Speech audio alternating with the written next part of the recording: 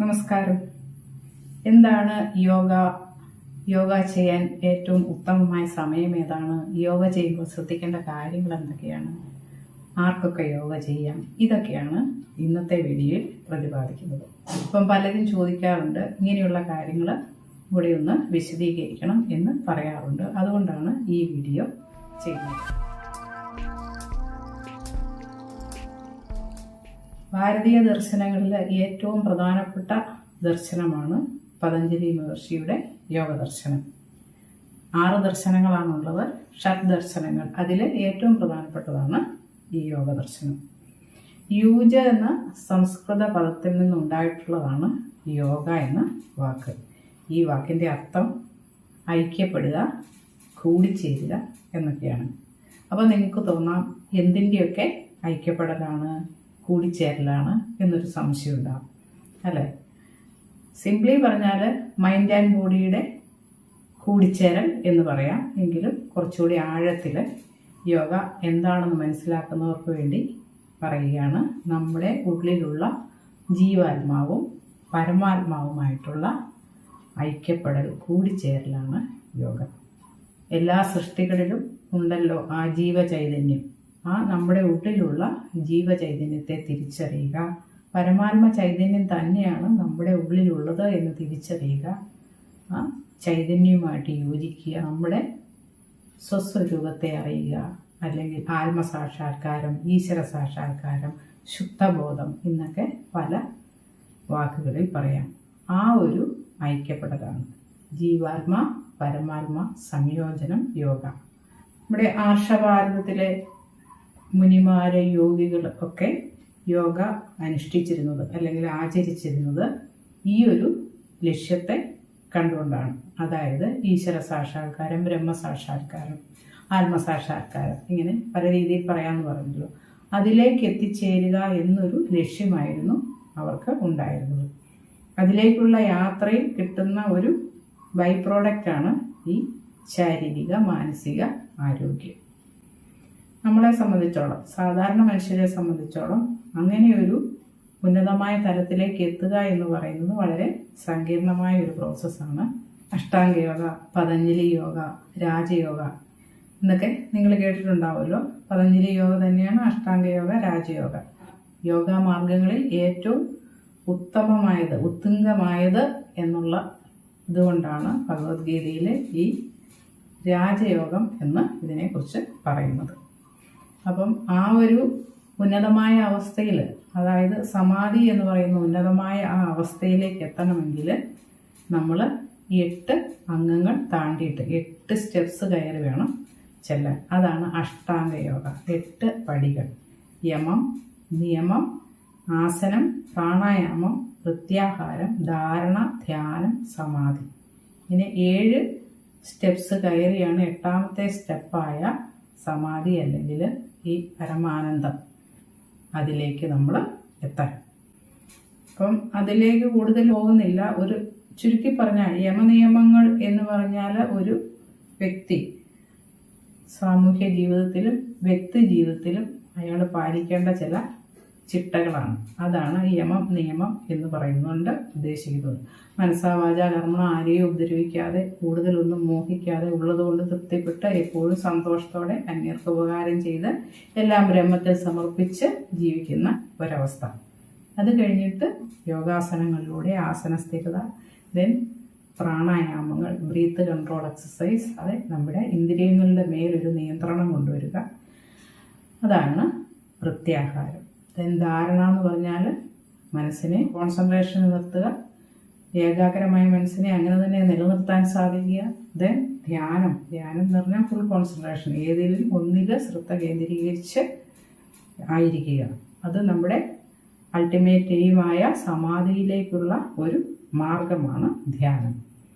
ഇതൊക്കെയാണ് ജനറലി യോഗ എന്നാൽ എന്ത് എന്ന് പറഞ്ഞാൽ ഏറ്റവും ചെറിയ രീതിയിൽ വിശദീകരിച്ചാൽ ഇതാണ്. ഓക്കെ, ഇനി യോഗ ചെയ്യാൻ ഏറ്റവും നല്ല സമയം എന്ന് പറയുന്നത് എല്ലാവർക്കും അറിയാമായിരിക്കും, അതിരാവിലെ. അതാണ് യോഗ ചെയ്യാൻ ഏറ്റവും നല്ലത്. രാവിലെ സമയമില്ലെങ്കിൽ ഈവനിങ് ഒരു 5:30 to 7:30 സമയത്ത് നമുക്ക് യോഗ ചെയ്യാം. ഇനി രാവിലെ ചെയ്യുകയാണെങ്കിലുള്ള പ്രയോജനം എന്ന് പറഞ്ഞാൽ ആ ഫുൾ ഡേ നമ്മൾ നല്ല എനർജൈസ് ആയിരിക്കും, ആക്റ്റീവ് ആയിരിക്കും.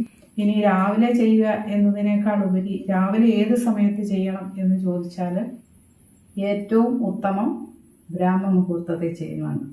ബ്രാഹ്മ മുഹൂർത്തം, സരസ്വതിയാമം എന്നൊക്കെ നിങ്ങൾക്ക് അറിയാമല്ലോ. യൂഷ്വലി പറയുക 3:30 to 5:30, രാവിലെ 3:30 തൊട്ട് 5:30 വരെയുള്ള സമയം എന്നാണ് ബ്രാഹ്മ മുഹൂർത്തം എന്ന് സാധാരണ പറയുക. ഈ സമയത്താണ് നമ്മുടെ ബ്രെയിനൊക്കെ നല്ല ആക്റ്റീവായിരിക്കും, നല്ല ഷാർപ്പായിരിക്കും, നമ്മുടെ ഗ്രാസ്പിംഗ് പവർ കൂടുതലായിരിക്കും. യോഗ, മെഡിറ്റേഷൻ, അതുപോലെ മറ്റ് സ്പിരിച്വൽ പ്രാക്ടീസിനൊക്കെ ഏറ്റവും ഉത്തമമായ സമയമായിട്ട് പറയുന്നത് ബ്രാഹ്മ മുഹൂർത്തമാണ്. കോസ്മിക് എനർജി, ആ ലൈഫ് ഫോഴ്സ് ഏറ്റവും കൂടുതൽ ഉള്ള സമയമാണ്. അതുപോലെ നമ്മുടെ മൈൻഡ്, ബോഡി, സോള് എല്ലാം പെർഫെക്റ്റ് ബാലൻസിലായിരിക്കുന്ന ഒരു സമയമാണ് ഈ ഒരു ബ്രാഹ്മ മുഹൂർത്തം. ജനറലി പറയുന്നത് ബ്രാഹ്മ മുഹൂർത്തം സ്റ്റാർട്ട് ചെയ്യുന്നത് ഉദയത്തിന് 1 മണിക്കൂർ 36 മിനിറ്റ് മുമ്പും എൻഡ് ചെയ്യുന്നത്, അവസാനിക്കുന്നത് ഉദയത്തിന് 48 മിനിറ്റ് മുമ്പും എന്നാണ്. മനസ്സിലായില്ലേ? കലണ്ടറിലൊക്കെ നിങ്ങൾ ശ്രദ്ധിച്ചിട്ടുണ്ടല്ലോ ഉദയാസ്തമനം ഒക്കെ രേഖപ്പെടുത്തിയിരിക്കുന്നത്. അപ്പം ഒരു വർഷത്തിലെ കാലത്തിൻ്റെ അനുസരിച്ചായ ചെറിയ ചെറിയ മാറ്റങ്ങൾ ഈ ഉദയാസ്തമനത്തിനൊക്കെ ഉണ്ട്. അതുകൊണ്ട് ഇപ്പം വിചാരിക്കുക, എക്സാമ്പിൾ പറയുകയാണെങ്കിൽ നാളെ സൂര്യ ഉദയം 6 AM വിചാരിക്കുക.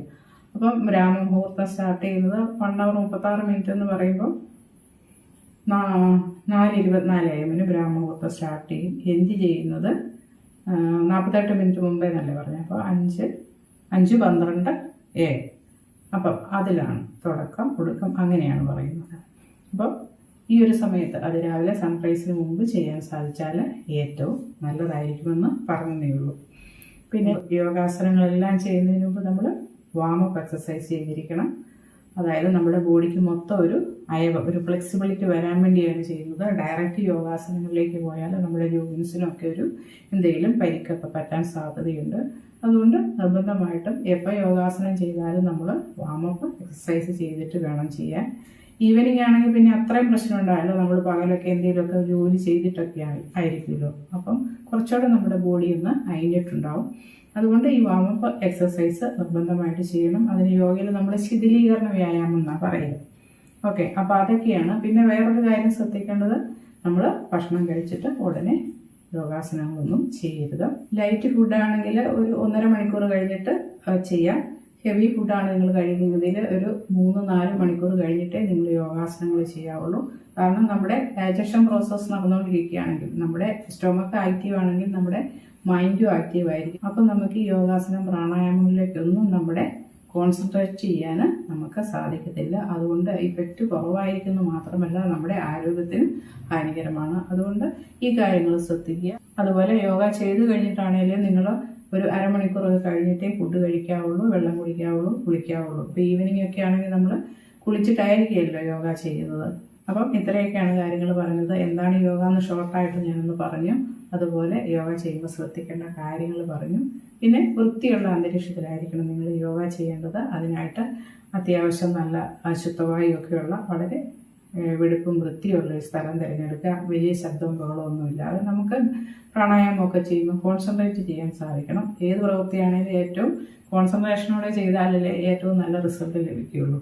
അങ്ങനെയാണല്ലോ. അതുകൊണ്ട് അതൊക്കെ ഒന്ന് ശ്രദ്ധിക്കുക. പിന്നെ ആർക്കൊക്കെ യോഗ ചെയ്യാം? യോഗ എല്ലാവർക്കും ചെയ്യാം. സ്ത്രീയെന്നോ പുരുഷനെന്നോ വ്യത്യാസമില്ല.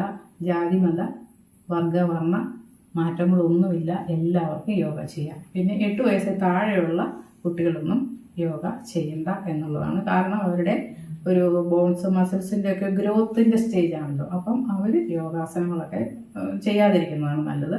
പിന്നെ അപ്പർ ഏജ് ലിമിറ്റ് ഒന്നുമില്ല, ആർക്ക് വേണമെങ്കിലും യോഗ ചെയ്യാം. ഈവൻ രോഗികളായിട്ടുള്ളവർക്ക് പോലും അവർക്ക് കിടന്നുകൊണ്ട് തന്നെ കൈകാലുകളൊക്കെ മൂവ് ചെയ്യിക്കുന്ന ചെറിയ യോഗാസനങ്ങൾ നമുക്ക് അവരെ കൊണ്ട് ചെയ്യിപ്പിക്കാം. ബ്രീത്തിങ് എക്സസൈസ് കൊടുക്കാം. അങ്ങനെ കുറച്ചുകൂടെ നല്ല രീതിയിൽ റെസ്റ്റ് ഓഫ് ലൈഫ് ജീവിക്കാൻ സാധിക്കും. അപ്പം ഇതൊക്കെ കാര്യങ്ങളൊക്കെ ഒന്ന് ശ്രദ്ധിക്കുക. അപ്പം ഈ കാര്യങ്ങളൊക്കെ അറിയാൻ പാടില്ലാത്തവർക്ക് നിങ്ങൾ ഷെയർ ചെയ്ത് കൊടുക്കുക. എല്ലാവരെയും യോഗ ചെയ്യാൻ പ്രോത്സാഹിപ്പിക്കുക. എല്ലാവരും ആരോഗ്യത്തോടെ ഇരിക്കട്ടെ. അപ്പം ഇതുപോലെ പ്രയോജനമുള്ള മറ്റൊരു വീഡിയോയുമായി വീണ്ടും വരാം.